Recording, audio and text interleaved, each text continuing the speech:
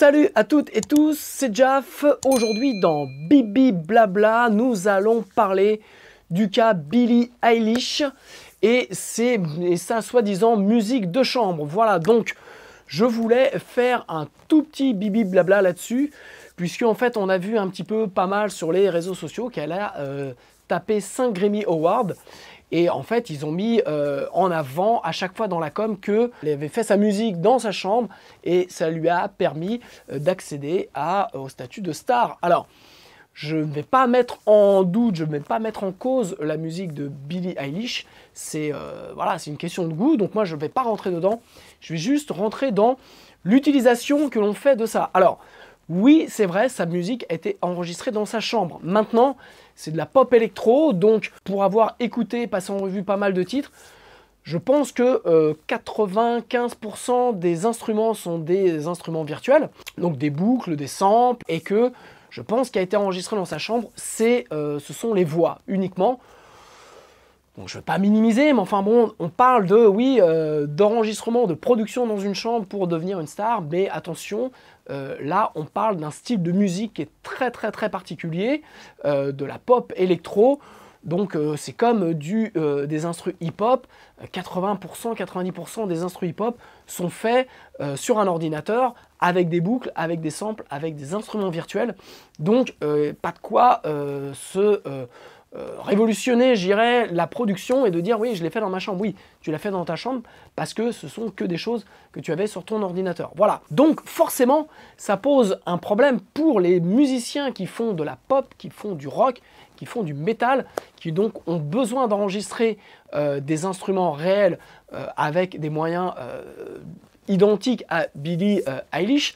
Donc pour ça, moi, je vous ai préparé une formation comment enregistrer son groupe avec seulement 4 micros et un laptop dans un local de répétition. Donc pour les autres, je vous fais ce soir, uniquement ce soir, une remise de 25% sur la formation, si ça vous intéresse. Donc c'est maintenant et tout de suite. Et donc sinon, le cas de Billie Eilish est intéressant parce que on essaie de vous faire croire que en fait, vous faites de la musique dans votre chambre et puis si votre musique est bonne, ça va marcher. Alors oui, la musique, la chanson, pour moi, est toujours reine par rapport à une production, je le dis toujours. C'est une bonne chanson, même pas super bien produite, va avoir, je dirais, des retombées, va plaire à des gens.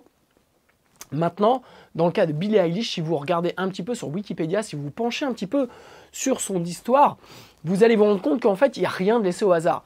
Son père est un acteur de second rôle, mais qui joue dans des Marvel, des choses comme ça. Sa mère est une songwriter, donc les deux parents sont déjà bien implantés dans le milieu artistique. Donc elle s'est fait vite accompagner, elle s'est fait vite repérer par une société de management de Interscope, donc un gros label américain.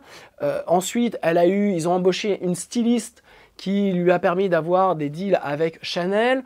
Ensuite, elle a eu beaucoup de travail fait sur Spotify, donc notamment grâce à Interscope, donc pour entrer dans les playlists et donc pour pouvoir à chaque fois monter et avoir de la visibilité.